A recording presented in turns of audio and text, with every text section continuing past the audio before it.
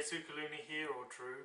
I have been asked to show how I do my recordings for the songs I sing for Seasons with Ukulele.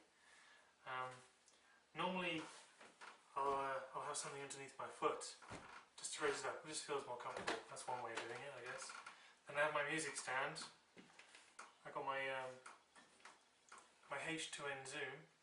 It's really cool. The great thing I like about it is you can take the card out of it. I don't have to hook it up to the computer and all that stuff. I just take the card out. Now that I've put the SD card into the computer, I've got it over here set up in my devices, H2N SD. I then click on it, go to stereo, because it's always in stereo for some reason. That's where I set it up. It's usually the last song. I take the last song out, add it to the desktop. I've already done it to the desktop.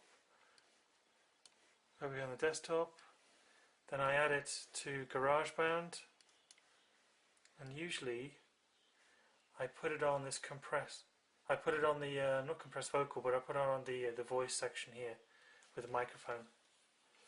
Then I trim it, because usually, I mean, you start off and you don't sing properly and you mess up. So once I've trimmed it all up, I then listen to it a few times,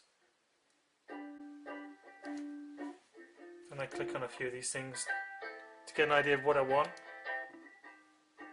But usually it's compressed or classical vocal. Right, then once I've done that, I then share it by sending it to iTunes. So minimize you. Where's iTunes? Then once it's gone to iTunes, I can listen to it again. See if it sounds right, because sometimes when I play it in GarageBand and it gets transferred to iTunes, it doesn't sound the way I like it, so then I can go back and change it. Then when I've then satisfied with it and recorded again, then I take it from iTunes and I put it into iMovie, as I have done here. And then what I do is I enlarge it as best as I possibly can. And as you can see, with iMovie, you can see the tracks, because I've already added the song, right? I've added the song to the thing. So what I have to do now is I have to adjust the tracks till these troughs and peaks all line up. It's completely messy right now. So once I've done that, lined it up.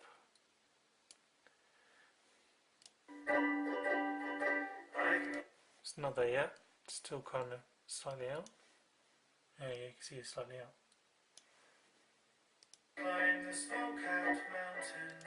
Right, then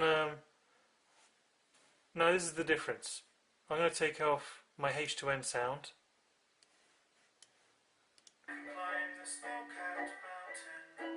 See how tinny that is? Take that out, add my H2N sound. A bit too loud now. Sail the mighty ocean wide. So I mean, there's quite a lot of difference, isn't it, really, to my tinny.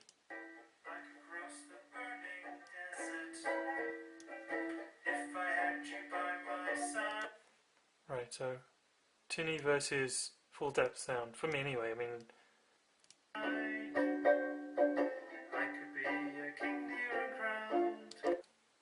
once I'm happy with everything and I got all my transitions organized, I then share it to I share it to file. Once I've done that, I then get my program out. I boot up this thing called OneTube, booting up, and I then drag my MP4 over to here, and then I convert it to an MOV file. For me, it takes about half the time.